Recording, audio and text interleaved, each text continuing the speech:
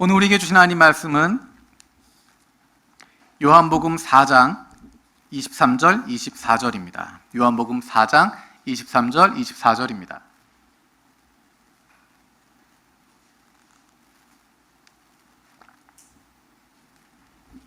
우리 함께 읽도록 하겠습니다.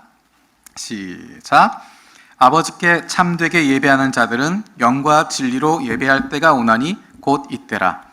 아버지께서는 자기에게 이렇게 예배하는 자들을 찾으시느니라. 하나님은 영이시니 예배하는 자가 영과 진리로 예배할지니라. 아멘. 우리가 지난 6월부터 우리 교회가 하나님이 기뻐하시는 교회 되길 원하는 마음으로 하나님이 기뻐하시는 교회라는 제목을 가지고 주제를 가지고 같이 말씀을 나누고 있습니다. 우리가 가지고 있었던 선입견들, 선경험들, 익숙한 것들, 그것들을 내려놓고 하나님께서 원하시는 교회의 모습이 어떤 것인가 함께 고민하고 함께 기도하고 있습니다. 어떤 상황에서도 중요한 것은 방향을 잃어버리지 않는 것입니다. 일이 잘 안 될 때도, 폭풍 속에 있을 때도, 또 반대로 성장하고 잘 되고 있을 때도 그 방향을 늘 점검하고 확인하는 것이 중요합니다. 속도가 중요한 것이 아니라 방향이 중요하다, 우리는 잘 알고 있습니다. 하지만 현실적인 문제에 쌓여 있으면, 그것들과 씨름하다 보면, 그것들이 해결되는 것 거기에만 정신을 팔다 보면 우리의 방향을 잃어버리게 될 수도 있습니다. 지금 코로나로 인해서 모든 것이 멈추어지거나 천천히 진행되어져야 하는 상황, 이것이 오히려 우리에게 방향을 올바르게 정할 수 있는, 방향을 점검할 수 있는, 앞으로 속도가 붙었을 때 우리가 올바르게 나아갈 수 있도록 방향을 세팅할 수 있는 좋은 기회가 되어줄 수 있습니다. 우리에게 만족하고 다른 사람들이 칭찬받고 스스로 잘한다라고 생각하는 순간, 그 순간이 바로 방향을 잃어버린 순간이 됩니다. 잘 되고 있다 생각할 때, 잘하고 있다 생각할 때 올바른 방향에 대한 마음을 잃어버리게 되고 잘못된 방향으로 기울어질 수 있습니다. 조금 늦는 것 같아도, 조금 더딘 것 같아도 올바른 방향으로 갈 수 있도록 하기 위해서 하나님께서 원하시는 것이 무엇인지 고민하고 함께 마음을 나누고 같이 기도하며 한 걸음 한 걸음 나아가려고 합니다. 우리가 교회에 대해서 5가지를 이야기했습니다. 영혼 구원하는 교회, 가족된 교회, 일상 속의 교회, 제자된 교회, 제자 삼는 교회, 세계를 품는 교회. 이 교회의 모습이 우리 가운데 나타나게 되기를 원하고, 우리가 이것을 통하여서, 이것들이 한 가지 이루어짐을 통하여서 하나님께서 원하시는 일들을 이루어갈 수 있는 교회가 되었으면 좋겠습니다. 그래서 하나님의 사랑으로 잃어버린 영혼 구원하여 좋은 그리스도로 세워가는 하나님이 기뻐하시는 교회, 그것이 우리 교회의 비전이 되는 것입니다. 하나님께서는 2 종류의 사람들을 찾고 계십니다. 한 가지는 잃어버린 영혼들이고, 또 하나는 영과 진리로 하나님을 예배하는 사람들입니다. 우리 교회 사역의 새 기둥이 예배와 선교, 그리고 다음 세대라고 이야기했습니다. 오늘 예배에 대해서, 다음 주는 선교, 그리고 그 다음은 다음 세대에 대해서 함께 나누고 기도하기 원합니다. 교회 안에 있으면 가장 많이 언급되는 단어 중에 한 가지가 예배라는 것입니다. 그래서 여기저기 예배라고 하는 단어가 많이 붙습니다. 어쩌면 그것이 경건한 신앙을 위한 것일 수도 있지만, 어쩌면 경건해 보이고 싶은, 종교적인 것처럼 보이고 싶은 느낌을 위해서 여기저기 예배라고 하는 용어를 붙일 수도 있습니다. 예배만큼 교회에서 중요하게 다루는 것이 있을까? 예배만큼 교회에서 소중하게 사용한 단어가 있을까? 하지만 예배가 교회에서 정말 중요할까? 우리의 삶 속에 예배라고 하는 것이 어떤 의미를 가지고 있고 얼마나 소중하게 생각하고 있는가? 정말 그것이 소중하다고 생각한다면 그것을 위해 내가 시간을 얼마나 쓰고 있는지, 얼마나 준비하고 있는지, 얼마나 생각하고 있는지, 얼마나 주의를 집중하고 있는지를 체크해 보면 알 수 있습니다. 누군가를 사랑한다면, 무엇인가를 소중하게 여긴다면 그 대상에 대해서 얼마나 마음을 쓰고 있고, 얼마나 생각하고 있고, 얼마나 관심을 가지고 있고, 얼마나 주의를 집중하고 있는가. 예배를 소중하게 생각한다면 예배를 위해서 내가 얼마나 시간을 사용하고 마음을 사용하고 물질을 사용하고 있는가 살펴볼 필요가 있습니다. 예배라고 하는 것은 예수 믿는 사람들만 하는 것이 아닙니다. 오히려 예수 믿는 사람들보다 우리들보다 훨씬 더 절도 있고 훨씬 더 준비된 예배를 드리는 종교가 얼마나 많은지 모릅니다. 오늘 읽었던 본문 말씀에서는 그런 예배들과 구별되는, 그런 다른 종교 세상이 말하는 예배와 구별되는 그리스도인에게 있어서의 예배의 중심이 무엇인지를 우리에게 분명하게 보여주고 있습니다. 사람들은 예배에 대해서 무엇을 생각하게 되나? 지금 읽었던 본문 앞부분에 나와 있는 부분은 유대인들과 사마리아인들이 예배에 대해서 생각하고 있는 부분을 이야기하고 있습니다. 우리 20절 말씀을 세 번역으로 한번 읽어보겠습니다. 20절입니다. 시작. 우리 조상은 이 산에서 예배를 드렸는데 선생님네 사람들은 예배를 드려야 할 곳이 예루살렘에 있다고 합니다. 우리 조상, 이것은 사마리아 사람들 이야기합니다. 사마리아 여인이 이야기하는 것이기 때문에 사마리아의 조상들은 이 산에서, 사마리아에 있는 그리심산, 여기서 예배를 드렸는데 선생님네 사람들은, 예수님에게 선생님네 사람들이라고 이야기합니다. 유대인들을 이야기하는 것입니다. 유대인들, 당신네들은 예배할 장소가 예루살렘에 있다고 합니다 라고 이야기합니다. 유대인들과 사마리아 사람들의 관심은 예배 장소의 문제였습니다. 사실 더 정확하게 이야기하면 누가 정통성을 가지고 있느냐 하는 문제입니다. 신앙적 정통성이 누구에게 있느냐 이야기하는 것입니다. 어느 곳이 종교적인 정통성이 있냐, 어디가 더 우월한 장소냐, 어디가 더 우리를 우월하게 만들어주는 곳이냐라는 것에 관심을 가지고 있습니다. 사마리아인들은 그리심산, 이 산에서 예배한다라고 이야기합니다. 그 권위는 신명기에 있습니다. 신명기 11장 26절에서 29절 말씀 같이 살펴보겠습니다. 시작. 보십시오. 내가 오늘 당신들 앞에 복과 저주를 내놓습니다. 오늘 내가 당신들에게 명하는 주 당신들의 하나님의 명령을 귀담아 듣는 사람들은 복을 받을 것이며 주 당신들의 하나님의 명령을 귀담아 듣지 않고 오늘 내가 당신들에게 명한 그 길을 떠나 당신들이 알지 못하는 다른 신을 따르는 사람은 저주를 받을 것입니다. 주 당신들의 하나님이 당신들이 들어가서 차지할 땅으로 당신들을 인도하여 들으실 때 당신들은 그리심산에서는 축복을 선포하고 에발산에서는 저주를 선포하십시오. 그리심산에서 축복을 선포하라 라고 하는 이야기가 근거가 됩니다.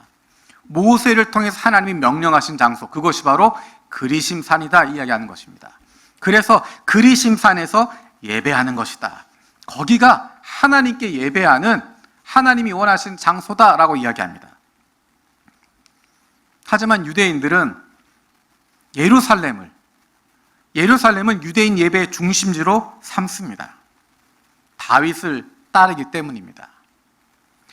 사실 그 분열이 되는 근본적인 이유는 사마리아인들이 예루살렘 성전 재건하는데 도와주려고 하다가 거절당했기 때문에 생긴 것입니다.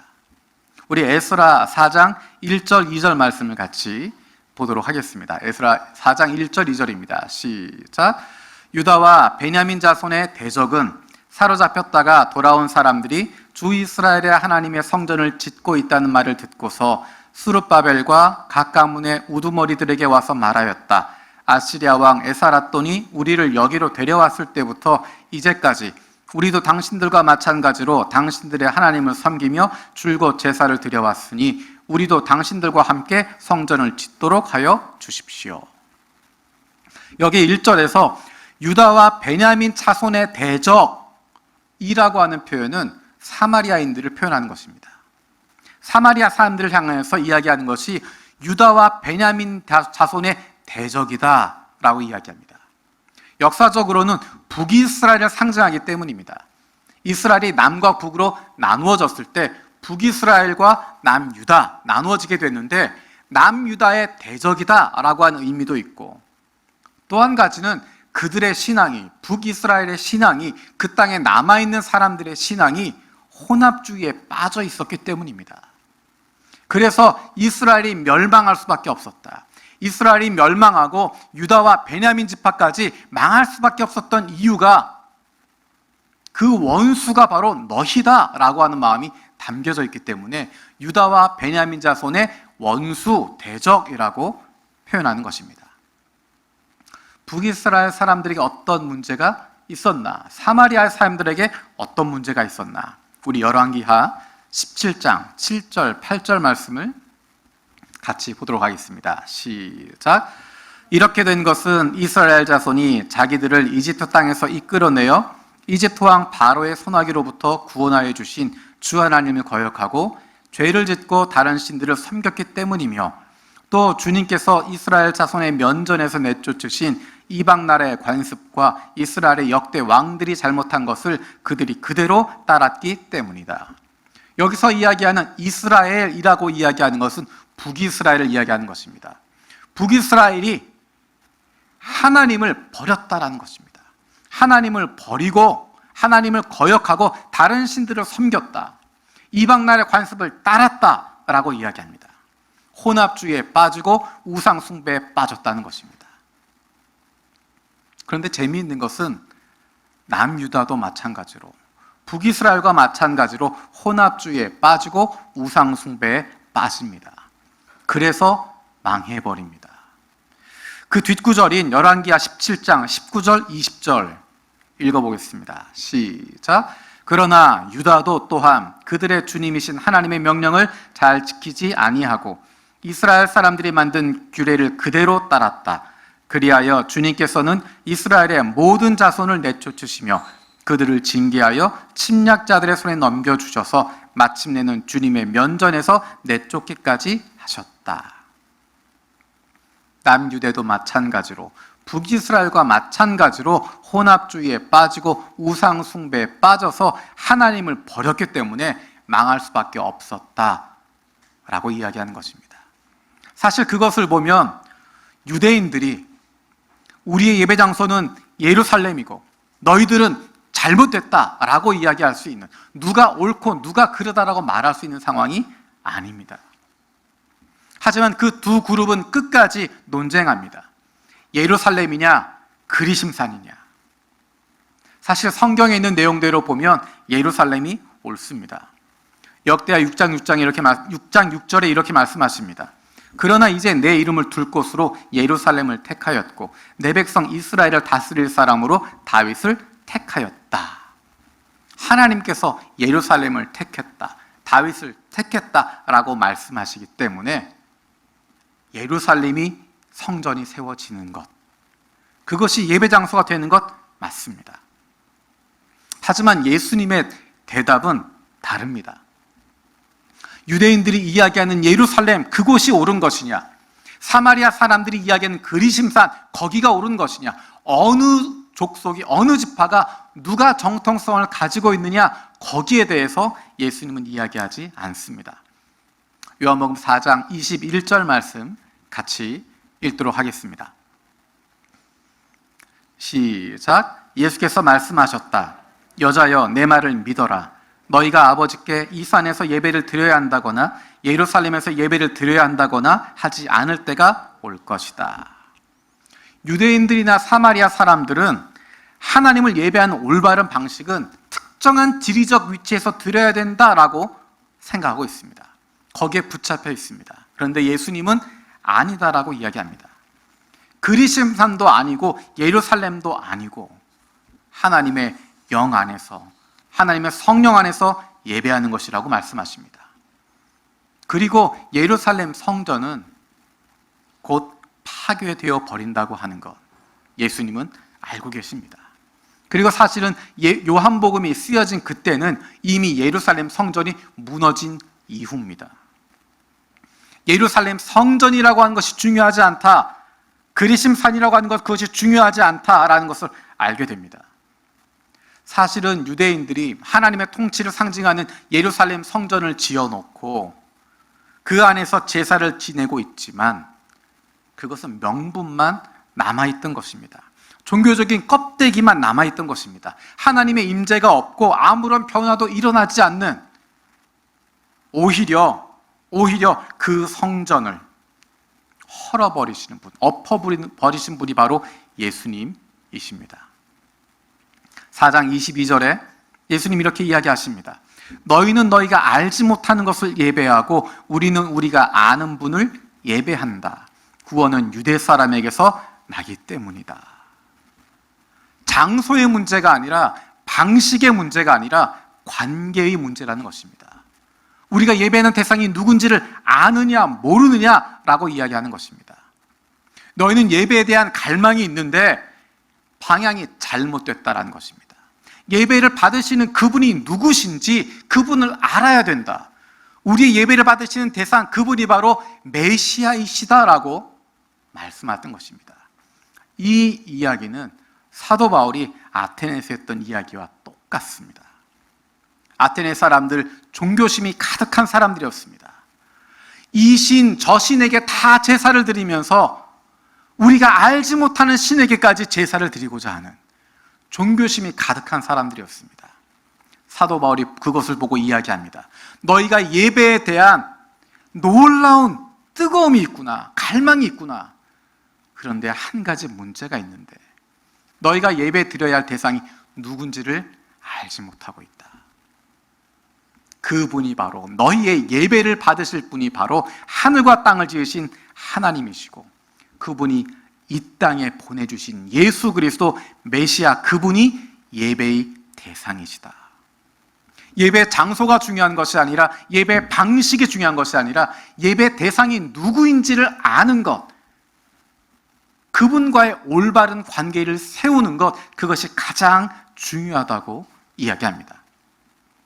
그래서 예수님께서 말씀하십니다. 우리 4장 23절 같이 읽겠습니다. 시작. 4장 23절입니다. 시작. 참되게 예배를 드리는 사람들이 영과 진리로 아버지께 예배를 드릴 때가 온다. 지금이 바로 그때이다. 아버지께서는 이렇게 예배를 드리는 사람들을 찾으신다. 영과 진리로 아버지께 예배를 드릴 때가 온다. 영으로, 인간의 영을 가리킵니다. 각 개인의 정서적인 부분, 내적인 존재, 하나님께서 숨을 넣어주신 그 실제, 영이신 하나님을 만나게 되어진 그 존재로서의 영을 의미합니다. 진리로, 참된 방식으로, 진실하게, 이것은 유대인들뿐만 아니라 사마리아인, 그리고 이방인 모든 사람들에게 해당되는 것입니다. 모든 사람들은 우리에게 보편적으로 하나님이 필요하다는 사실, 그리고 그분이 어떤 분이신지 하나님의 성품과 본질을 알아야 예배할 수 있다는 것입니다. 우리는 진리이신 그분을 예배하기 위해서 진리로 예배하는 것입니다. 우리가 만약 영으로 예배하지 않으면 우리 예배는 메마르고 활기가 없어집니다. 진리로 드리는 예배가 아니면 그것은 속임수가 되고 부적절하게 되고 기만적인 것이 됩니다. 영으로 예배할 때 우리는 우리의 예배를 받으시는 분이 어떤 분이신지를 기억하게 됩니다. 진리로 예배 드리는 사람들은 진실성이 필요함을 나타내게 됩니다. 진리로 예배하는 사람, 진정으로 예배하는 사람은 진리로 예배한다 라고 이야기합니다. 거짓된 예배는 나의 진실한 모습, 있는 나의 모습이 아니라, 우리의 본 모습이 아니라 다른 어떤 것, 다른 사람처럼 가장하고 나아가는 것입니다. 내 실상을 드러내지 않고 내가 어떤 존재인지를 나타내지 않고 마치 다른 사람인 것처럼, 다른 존재인 것처럼 그렇게 꾸미게 되는 것입니다. 그렇게 나를 꾸미고 있으면 다른 사람들을 정죄하게 됩니다. 다른 사람들을 판단하게 됩니다. 다른 사람들이 나보다 낫다라고 생각하고 나보다 무지하다고 생각하고 예배 가운데 습관적으로, 맹목적으로 따라가게 되는 것입니다. 오늘 본문에서 하나님은 영이시다라고 이야기합니다. 우리처럼 장소와 시간의 제한을 받는 물질적인 분이 아니시다. 그분은 어느 곳에나 계시고 언제 어디서나 예배를 받으시는 분이시다. 예배를 영으로 드린다라고 하는 것은 하나님과의 올바른 관계에 대한 이야기라고 했습니다. 구약의 제사들과 비교하면 오늘날의 예배는 어떻습니까? 구약에서 제사하기 위해서 하나님께 나아가기 위해선 얼마나 많은 과정들이 있었는지 모릅니다. 얼마나 많은 피를 흘려야 되는지 모릅니다. 예수님의 은혜로 이제 그런 형식은 필요 없어졌습니다. 형식이 필요 없을까? 마음만 있으면 되는 것일까? 우리가 착각하게 되는 것은 형식은 중요하지 않고 마음만 있으면 된다라고 착각하는 것입니다. 그것은 게으름이고 그것은 부적절한 이야기입니다. 올바른 내용은 올바른 형식에 담겨지는 것입니다. 올바른 마음은 올바른 행동을 통해서 나타나게 되는 것입니다. 올바른 예배는 올바른 마음을 담을 뿐만 아니라 올바른 형식도 함께 갖춰가는 것입니다. 예배에 대해서 어려서부터 들었던 굉장히 마음이 무겁게 만드는 비유가 있습니다. 대통령을 만나러 가는데도 대통령을 만나러 가려면 약속 시간에 절대 늦지 않고 가장 좋은 옷으로 입고 가장 잘 준비하고 가는데, 하물며 하늘의 하나님을 만나러 가는데 그렇게 지각하고 그렇게 옷 대충 입고 그렇게 뒤로 늘어져 가지고 졸면서 하면 되겠니? 라고 하는 이야기를 어려서부터 많이 들어왔습니다. 그것이 사람들 마음 가운데 지각하지 않도록 만들고 옷 제대로 챙겨 입게 만들고 딴짓하지 못하게 하고 예배하는 동안에 핸드폰 하지 못하게 하고 긴장시키는 데는 효과가 있지만 정말 그것이 예배인가라고 하는 고민을 할 필요가 있습니다. 조금 전에 이야기했던 것처럼 그리스도인의 예배의 중심은 우리의 예배를 받으신 하나님과의 관계에 있습니다. 하나님을 어떤 분으로 인식하느냐 하는 것입니다. 우리가 왕을 만나게 되는 것, 우리가 대통령을 만나게 되는 것, 우리가 수상을 만나게 되는 것, 그것과 우리가 하나님을 만나는 것을 비교할 수 있을까? 우리가 잊어버리는 중요한 한 가지는 예수 그리스도의 보혈로 말미암아 하나님께서 저와 여러분들을 자녀로 삼으셨다는 것입니다. 하나님의 자녀로 불러주셨다는 것입니다. 아무런 관계없는 왕과 만나는 것이 아니라 이 나라를 통치하고 모든 권한을 가지고 있는, 나와는 아무런 관계없는 왕을 만나고 대통령을 만나고 수상을 만나는 것이 아니라 우리는 우리의 아버지를 만나는 것입니다. 우리의 아버지를 만난다면 어떤 모습이 되어야 할까? 예배에 대해서 마음을 준비하고 헌신하고 잘 하도록 하기 위해서 강조하다 보니까 하나님이 그렇게 크신 분이신데 우리가 잘 준비해야 된다라고 하는 것을 강조하게 됩니다. 그러다 보니까 예배가 기쁘지 않고 부담이 되고 힘들어집니다. 반대로 하나님 우리의 아버지시다, 가까운 분이시다, 우리와 함께하는 분이시다 라고 하는 것을 강조하다 보면 나오는 부작용은 뭐냐면 만만하게 생각하는 겁니다. 대충 해도 되겠네, 예배 늦어도 되겠네, 그냥 뭐 화면으로만 보면서 지나가도 되겠네, 그냥 설거지 하다가 와갖고 그냥 앉아서 이렇게 보면 되겠네, 약속 시간 되면 빨리 나가도 되겠네, 우리 아버지인데 그런 거 다 이해해 주시겠지.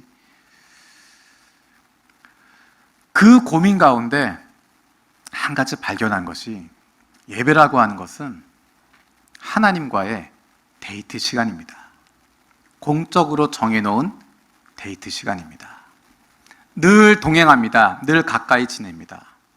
하지만 공예배라고 하는 시간을 통해서 하나님과의 특별한 약속의 시간, 특별한 데이트의 시간을 만듭니다. 여러분, 누군가 사랑하는 사람과 데이트할 때 안 해보셔서 죄송합니다. 상상으로 하셔도 괜찮을 것 같아요. 누군가 좋은 사람 만날 때, 가족이어도 아내여도 남편이어도 자녀여도 상관없이 사랑하는 사람을 만날 때, 시간을 정해놓고 만나게 될 때 어떤 마음으로 하게 되나? 비싼 걸 먹어야만 좋은 데이트가 되나요? 그렇지 않습니다. 좋은 장소에 가야만 되나요? 그렇지 않습니다. 오히려 그 상황을 잘 알고 있기 때문에 분에 넘치게 너무 큰 곳으로, 너무 화려한 곳으로, 너무 비싼 곳으로 하게 되면 그 관계 가운데 불편해질 수 있습니다. 반대로 그 사람의 상황을 아는데 모처럼 데이트하자 그러는데 그냥 신라면 하나 끓여 먹자 라고 이야기하면 그 관계 가운데 마음이 서운할 수밖에 없습니다. 어느 정도 내가 헌신해야 할지, 어느 정도 시간을 들여야 할지, 얼마만큼 해야 할지, 그것은 나와 상대의 관계를 따라 정해주게 되는 것입니다. 우리는 하나님과 공식적인, 정해놓은 시간에 공식적인 데이트를 하기 위해서 만나게 되는 것입니다. 예배의 중심은 예수 그리스도이십니다. 그분이 우리에게 오셨고 찾아오셨습니다. 우리가 먼저 부른 것이 아니라, 우리의 능력으로, 정성으로 오신 것이 아니라 먼저 오셨습니다. 우리가 많은 것을 차려 놓아야 오시는 것 아니고, 우리가 모든 것을 다 준비해 놓아야, 그래야 보고, 네 정성 보고 마음에 들면 만나 주시는 그런 것이 아니라, 우리의 어떠함에도 불구하고 우리에게 먼저 찾아오셔서 만나기를 원한다고, 함께 하기를 원한다고 찾아오시는 분이십니다. 그래서 그 결과는, 그 만남의 결과는 기쁨으로, 회복으로, 자유로 나타나게 되는 것입니다. 예수님을 만나면 기쁜 것입니다. 하나님께 예배하면 기뻐질 수밖에 없는 것입니다. 왜냐하면 이것이 종교 행사가 아니고, 이것이 나를 어렵게 만드는 것이 아니라 내가 가장 사랑하는 그분에게 집중하고 있는 시간이기 때문에. 예전에 멋있는 광고 가운데, 스피드 011 광고 가운데 그런 광고가 있었습니다. 잠시 꺼두셔도 괜찮습니다. 가장 사랑하는 사람 만나는 그 시간에 다른 것 꺼놓는 것입니다. 핸드폰을 끄는 것이 아니라 생각을 끄는 겁니다. 다른 염려를 끄는 것이고, 그 시간만큼만이라도 집중할 수 있는, 내가 가장 사랑하는 그분에게 집중하고 그분과 함께 할 수 있는 가장 퀄리티 있는 시간을 위해서 준비하고, 그 퀄리티 있는 시간을 준비하기 위해서 토요일날 밤늦게까지 영화 볼 수 없습니다.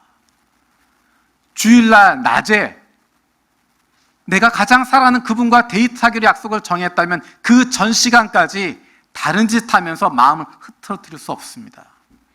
내 몸이 가장 좋은 컨디션이 되도록 준비하는 것이고, 내 생각에 가장 좋은 것이 될 수 있도록 준비하는 것이고, 내 마음을 불편하게 할 부분이 있다면 그것은 그 데이트 이후로, 그 만남 이후로 미루는 것이고, 화려한 옷은 아니지만 가장 좋은 옷으로 내가 사랑하는 사람에게 보여줄 수 있는 가장 깨끗한 모습으로, 평소에 쓰지 않는 향수를 쓰기도 하고, 평소에 하지 않는 화장을 하기도 하고, 내가 가장 사랑하는 그 사람을 만나는 기쁨, 그것은 만나는 순간뿐만이 아니라 만남을 준비하는 과정에서부터 나타나게 되는 것입니다.